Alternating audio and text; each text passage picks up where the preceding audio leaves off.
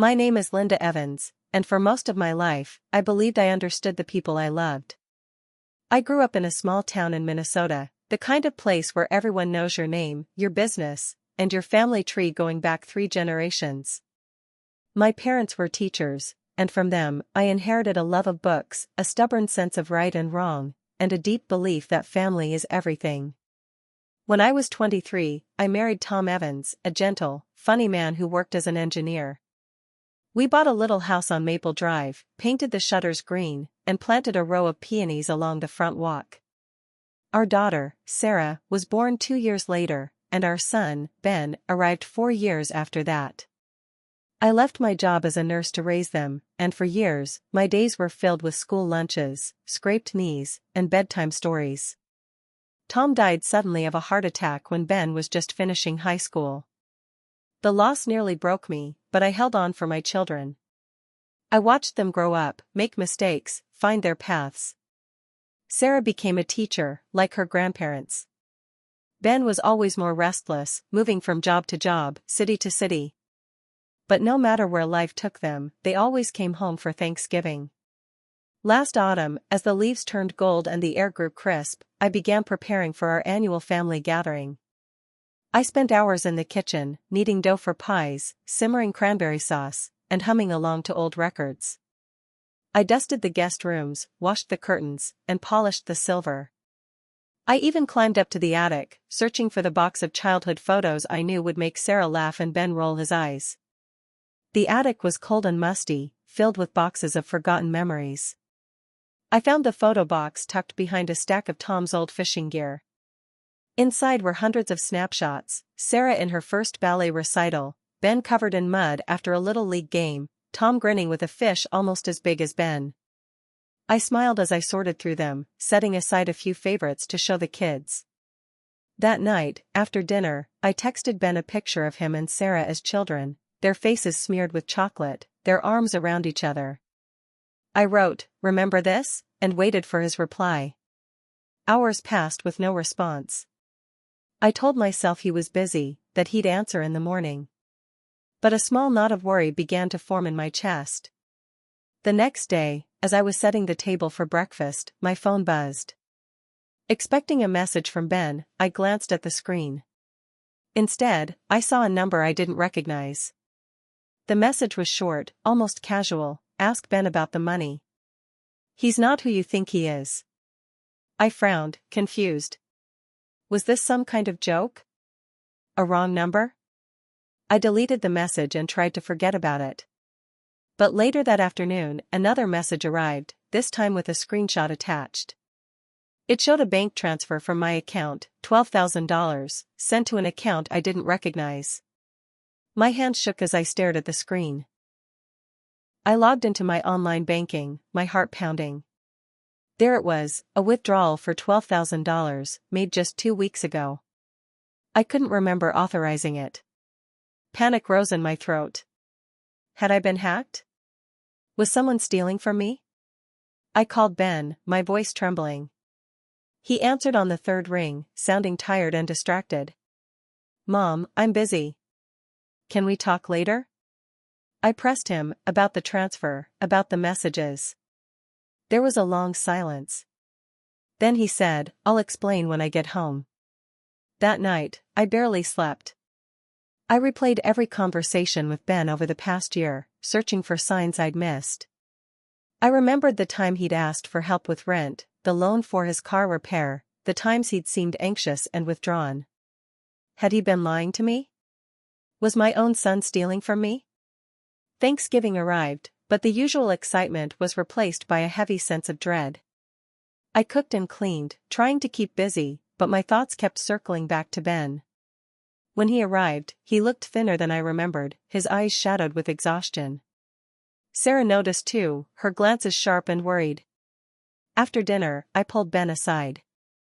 The words tumbled out in a rush, the messages, the money, my fears. He stared at the floor, silent. Finally, he whispered, "I'm sorry, Mom.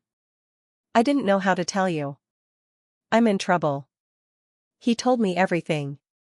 He'd lost his job months ago, fallen behind on bills, and borrowed money from people he shouldn't have. When he couldn't pay, they threatened him, and somehow, they'd gotten access to my bank details. He was desperate, ashamed, and terrified.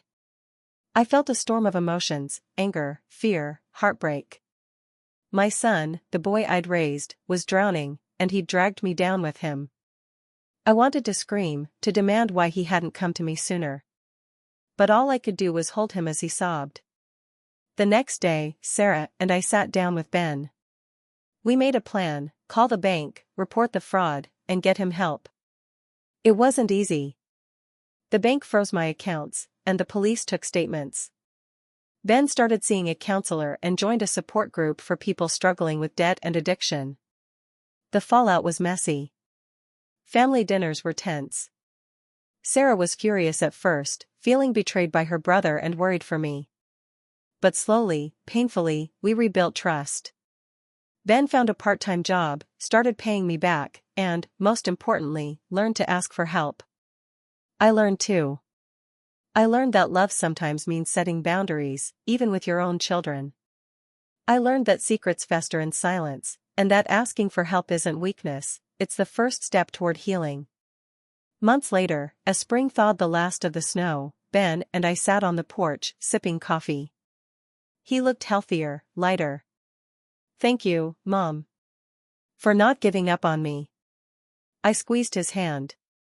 "That's what mothers do. But next time, tell me the truth. I can handle anything, except losing you." If you've ever faced a family secret, or had to choose between anger and forgiveness, leave a red heart below. Subscribe for more stories, because sometimes, the hardest battles are fought at home.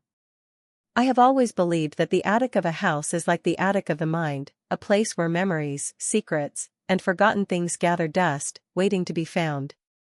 That November morning, as a pale sun crept through the bare branches outside, I decided to clean out the attic, not just for Sarah's visit, but to clear my own head.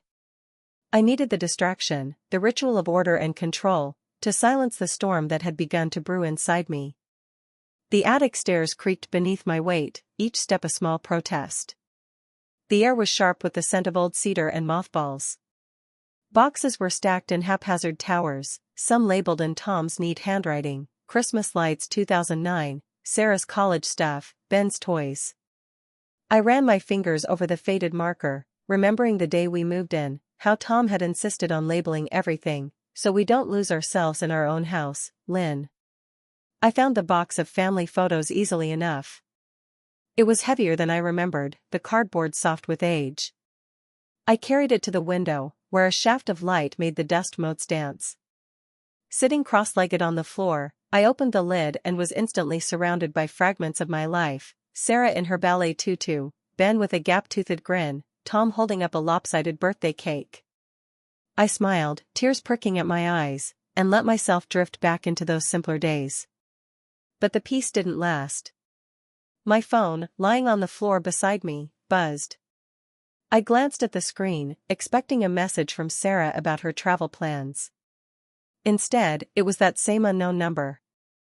The message was short, almost taunting: "Ask Ben about the money. He's not who you think he is." I felt a chill, as if the temperature in the attic had dropped 10 degrees. I stared at the words, my mind racing. Was this a prank? A scam? I tried to brush it off, but the unease lingered. I set the phone aside, determined not to let it ruin my day. I spent the next hour sorting photos, but my thoughts kept circling back to Ben. He had always been the more unpredictable of my children, brilliant but restless, charming but secretive. As a boy, he'd been quick to laughter, but also quick to anger, his moods shifting like the wind. I remembered the time he'd run away from home at 15, furious over some imagined slight, and how Tom had found him hours later, sitting on the swings at the park, shivering but defiant. After Tom died, Ben changed. He grew quieter, more distant. He moved out as soon as he finished high school, bouncing from job to job, city to city. He called less often, visited only on holidays. I told myself it was normal: boys needed space, needed to find their own way. But now, as I sat surrounded by the evidence of his childhood, I wondered if I had missed something vital, some warning sign hidden in plain sight. The phone buzzed again, snapping me out of my reverie. Another message, this time with an attachment. My heart pounded as I opened it.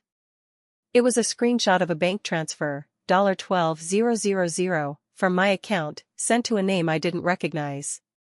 The date was 2 weeks ago. My hand shook as I stared at the image. I hadn't authorized that transfer. I was sure of it. Panic rose in my throat. I scrambled down the attic stairs, nearly tripping in my haste. In the kitchen, I opened my laptop and logged into my online banking. My fingers fumbled over the keys. There it was, clear as day, a withdrawal for $12,000, made on a Tuesday morning when I was at the grocery store. I sat back, dizzy. Had I been hacked? Was someone stealing from me? My mind raced through the possibilities, a phishing scam, identity theft, some elaborate con. But why would the messages mention Ben? Why would they tell me to ask him about the money? I called him, my voice trembling. He answered on the third ring, sounding tired and distracted. "Mom, I'm busy. Can we talk later?" I pressed him, about the transfer, about the messages. There was a long silence. Then he said, "I'll explain when I get home." The rest of the day passed in a blur. I tried to keep busy, polishing silver, folding laundry, making lists for Thanksgiving, but my thoughts kept circling back to Ben. I replayed every conversation we'd had in the past year, searching for clues. I remembered the time he'd asked for help with rent, the loan for his car repair, the times he'd seemed anxious and withdrawn. Had he been lying to me? Was my own son stealing from me? That night, sleep was impossible. I lay in bed, staring at the ceiling, listening to the wind rattle the windows. I thought of Tom, how he'd always known what to do in a crisis. I missed his steady presence, his quiet confidence. I wished, not for the first time, that he was still here to guide me. At some point, I must have drifted off, because I woke to the sound of birds outside the window. The world looked the same, but everything had changed. I felt older, wearier, as if the weight of the secret had settled into my bones. I spent the morning in a fog, moving through the motions of daily life. I made coffee, fed the cat, checked my email. I tried to call Ben again, but he didn't answer. I left a message, my voice tight with worry. "Ben, please call me. I need to talk to you." Sarah called around noon, her voice bright and cheerful. She was on her way, excited for Thanksgiving. I tried to match her tone, but I could hear the strain in my own words. She asked if everything was all right, and I lied. "Just tired, sweetheart. It's been a long week." After we hung up, I sat at the kitchen table, staring at the bank statement on my laptop. The numbers blurred before my eyes. I felt helpless, adrift. I thought about calling the police, but what would I say? That I'd received a mysterious message about my son? That money had vanished from my account and I suspected him? It sounded crazy, even to me. As the afternoon wore on, I found myself wandering the house, touching the things that reminded me of happier times. The quilt Tom's mother had made for our wedding, the chipped mud Ben had given me for Mother's Day in 3rd grade, the photo of Sarah and Ben on the first day of school. I felt like a ghost in my own life, haunting the memories of a family that no longer existed. At dusk, I stood at the kitchen window, watching the streetlights flicker on. I saw my neighbor, Mrs. Callahan, walking her dog, her breath visible in the cold air. I envied her, envied the simplicity of her life, the certainty of her routines. I wondered if she had ever felt this lost, this betrayed by someone she loved. The phone rang, startling me. It was Ben. His voice was quiet, almost defeated. "Mom, I'm sorry. I'll be home tomorrow. We'll talk then." I wanted to ask him everything, about the money, about the messages, about the secrets he was keeping. But I heard something in his voice, a note of desperation that stopped me. "All right, Ben. I'll see you tomorrow. I love you." After I hung up, I sat in the dark, listening to the hum of the refrigerator, the ticking of the old wall clock. I thought about the choices we make, the lies we tell to protect the people we love, the ways we fail each other without meaning to. I wondered what tomorrow would bring, and whether I was strong enough to face it. That night, as I climbed the stairs to bed, I paused at the attic door. I pressed my hand against the wood, feeling the coolness seep into my skin. I whispered a silent prayer, to Tom, to whatever gods might be listening, that I would find the courage to do what needed to be done. The house was quiet, but my mind was a storm.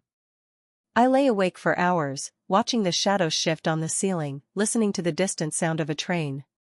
Somewhere, a dog barked, lonely and insistent. I thought about Ben, about the boy he had been and the man he had become. I thought about the money, the messages, the secrets that had crept into the corners of our lives like mold. I drifted into a restless sleep, dreaming of attics filled with locked boxes, of voices whispering in the dark, of doors that would not open no matter how hard I pushed. When I woke, the sun was just beginning to rise, painting the sky with streaks of pink and gold.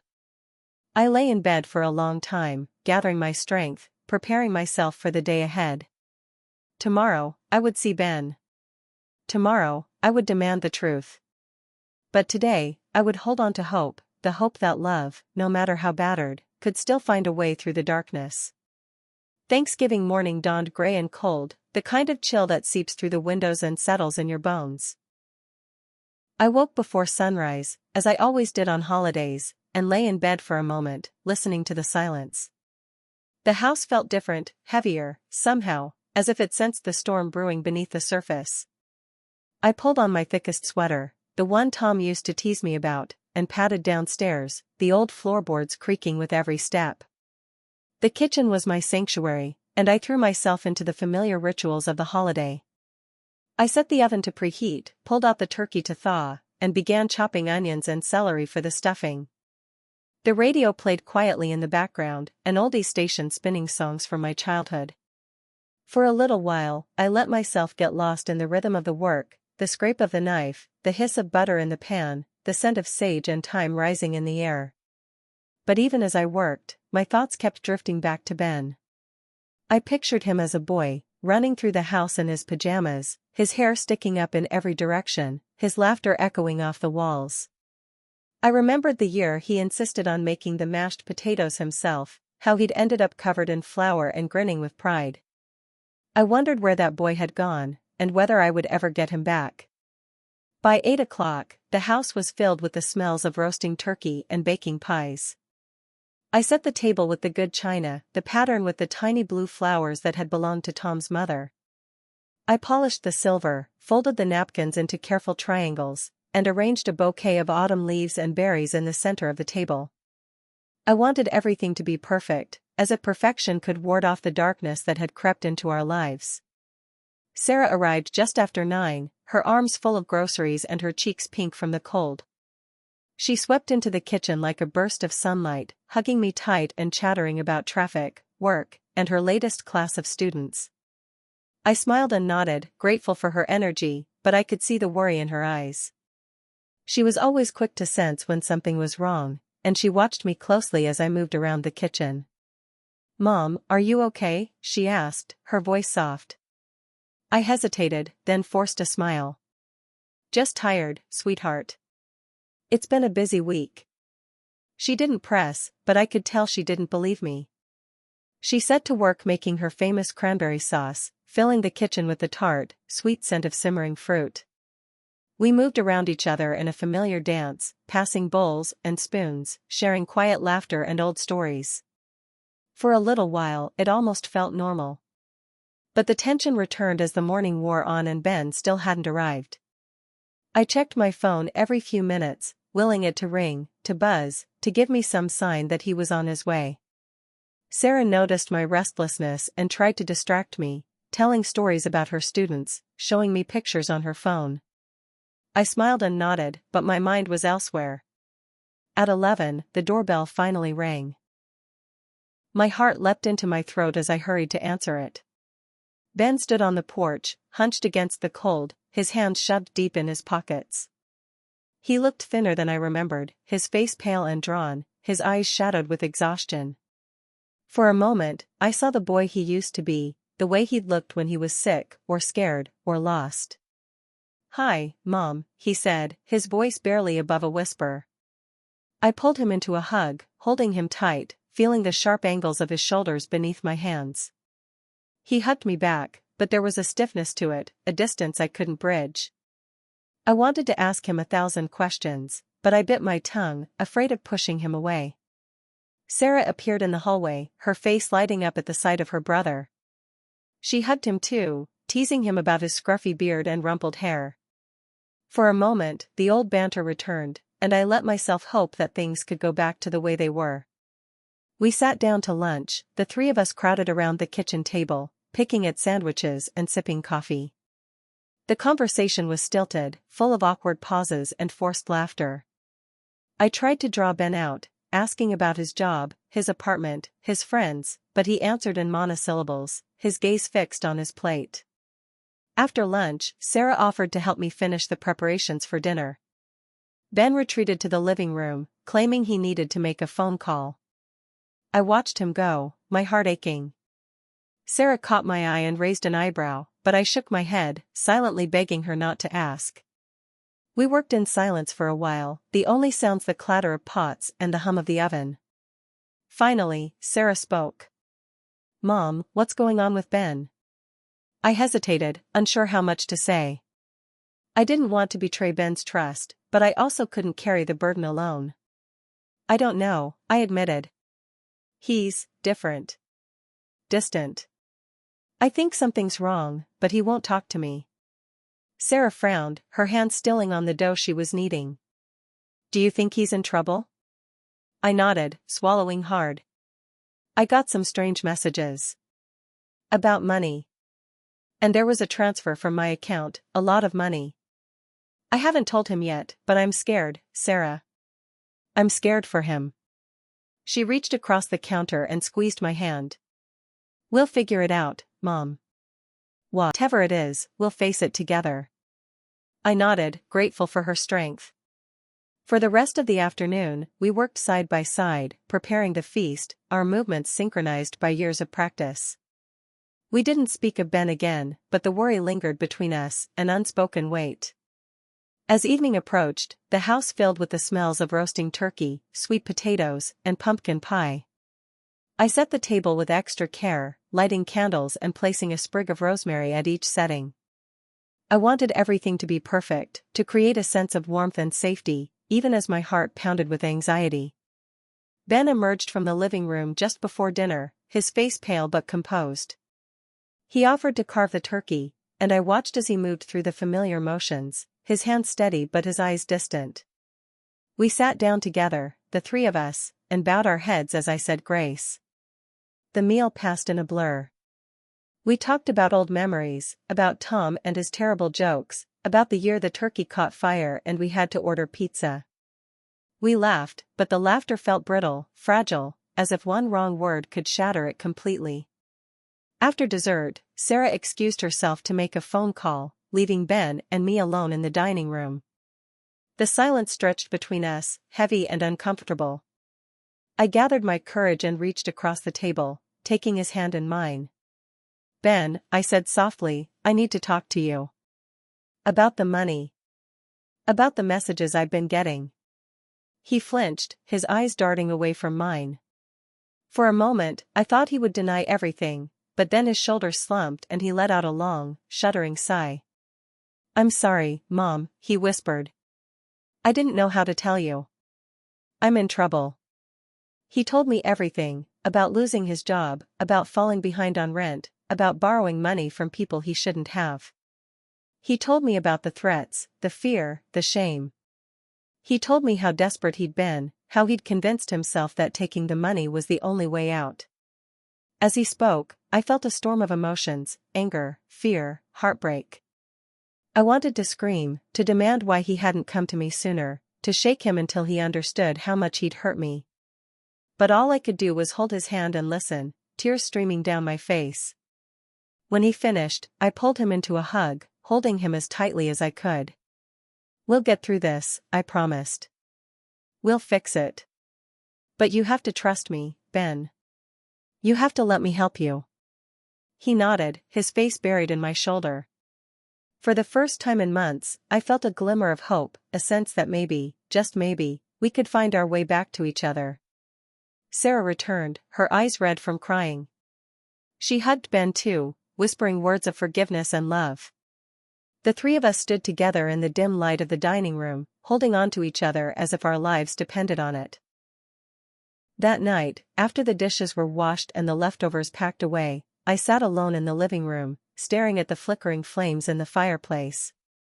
I thought about the future, about the challenges we would face, the wounds that would take time to heal. I thought about Tom, and how proud he would be of us for sticking together, for choosing love over anger, forgiveness over blame. I didn't have all the answers. I didn't know what tomorrow would bring. But for the first time in a long time, I felt a sense of peace, a belief that, no matter how dark things got, we would find a way through. Together. The winter after that Thanksgiving was the longest I could remember. It seemed as though the world itself had paused, holding its breath as snow fell in thick, silent drifts outside my windows. The holidays came and went, quieter than in years past. There was no big family party, no laughter echoing through the house, no clatter of extra dishes or the sound of Tom's favorite records spinning in the living room. Instead, there was a kind of hush, a space for healing, for forgiveness, for the slow, painful work of rebuilding trust. Ben stayed with me for a while. At first, it was awkward. We circled each other like strangers, unsure of the right words or the right gestures. He slept late, sometimes not coming downstairs until noon, his face pale and drawn. I tried to give him space, to let him find his own way, but I also made sure he knew I was there, leaving fresh towels on his bed, making his favorite soup, sitting quietly in the kitchen with a book while he stared out the window. Sarah visited often, bringing warmth and laughter with her. She'd sweep in with bags of groceries, insisting on cooking elaborate meals, filling the house with the smells of garlic and rosemary and fresh bread. She talked to Ben gently, never pressing, just letting him know she was there. Sometimes, I'd find them sitting together in the living room, talking in low voices, their heads bent close. I was grateful for her strength, for the way she held our family together even as her own heart was breaking. There were setbacks, of course. Some days, Ben would disappear for hours, returning with red-rimmed eyes and a haunted look. Other days, he'd snap at me over nothing, his temper flaring and fading just as quickly. I tried not to take it personally. I reminded myself that healing wasn't a straight line, that forgiveness, of himself, of me, of the world, would take time. One night, after a particularly tense dinner, Ben found me in the kitchen, washing dishes. He stood in the doorway for a long moment, watching me, his hands shoved deep in his pockets. "Mom," he said quietly, "I'm sorry. For everything. For the money, for lying, for making you worry. I didn't know what else to do." I set down the dish I was holding and dried my hands on a towel.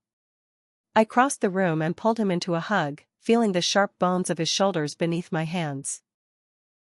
"I know, Ben," I whispered. "I know. But you're here now. That's what matters." He nodded, his face buried in my shoulder. We stood there for a long time, the only sound the hum of the refrigerator and the distant tick of the old wall clock. After that night, things began to shift. Ben started seeing a counselor twice a week. At first, he was reluctant, but slowly, he began to open up, to talk about his fears, his regrets, his hopes for the future. He joined a support group for people struggling with debt and addiction, and I saw him begin to change. He laughed more, slept better, started making plans, small ones, at first, but plans nonetheless. I tried to be patient, to let him move at his own pace. I reminded myself that love wasn't about fixing someone, but about standing beside them as they found their own way. I thought often of Tom, of the way he'd listened without judgment, the way he'd offered comfort without smothering. I tried to do the same for Ben, to be a steady presence in his life, a lighthouse in the storm. Spring came slowly that year. The snow melted in sluggish patches, revealing brown grass and the first shy shoots of crocuses pushing through the earth. I opened the windows for the first time in months, letting in the crisp, clean air. The house felt lighter, as though it, too, was waking from a long sleep. Ben found a part-time job at a local bookstore. It wasn't glamorous, but it gave him a sense of purpose, a reason to get up in the morning. He started paying me back, a little at a time, insisting on keeping a ledger in the kitchen drawer. I told him it wasn't necessary, that I didn't care about the money, but he was determined. "It's not about the money, Mom," he said one evening, his voice steady. "It's about making things right." Sarah came over for Sunday dinners, and the three of us would sit around the table, sharing stories, laughing at old jokes, remembering Tom. Sometimes, the conversation would turn serious, about the past, about mistakes, about the future we were building together. There were tears, of course, but there was also forgiveness, and hope, and a sense of peace I hadn't felt in a long time. One afternoon, as we sat on the porch watching the sun set, Ben turned to me, his eyes clear and bright. "Thank you, Mom," he said. "For not giving up on me. For loving me, even when I didn't deserve it." I squeezed his hand, my heart full. "That's what mothers do, Ben. We love, no matter what." He smiled, and in that moment, I saw the boy he had been and the man he was becoming, stronger, wiser, more compassionate. I knew there would be challenges ahead, that life would never be perfect, but I also knew we would face them together. As the days grew longer and the world burst into bloom, I found myself reflecting on everything we had been through. I thought about the secrets and the pain, the anger and the forgiveness, the way our family had been tested and, ultimately, had survived. I realized that love isn't about perfection, it's about resilience, about choosing each other, again and again, even when it's hard. I decided to share our story, not because I wanted sympathy, but because I hoped it might help someone else, another mother, another son, another family struggling in the dark. I wanted people to know that healing is possible, that forgiveness is a gift we give ourselves as much as others, that even in the darkest winter, there is always the promise of spring. If you've made it this far, thank you for listening. If you've ever faced a family secret, or had to choose between anger and forgiveness, leave a red heart below. Subscribe for more stories, because sometimes, the hardest battles are fought at home, and sometimes, the greatest victories are the ones we win together. And as I sit here now, the sun warm on my face, the sound of laughter drifting through the open window, I know that, no matter what the future holds, we will face it as a family. We will hold on to each other, to hope, to the light that remains.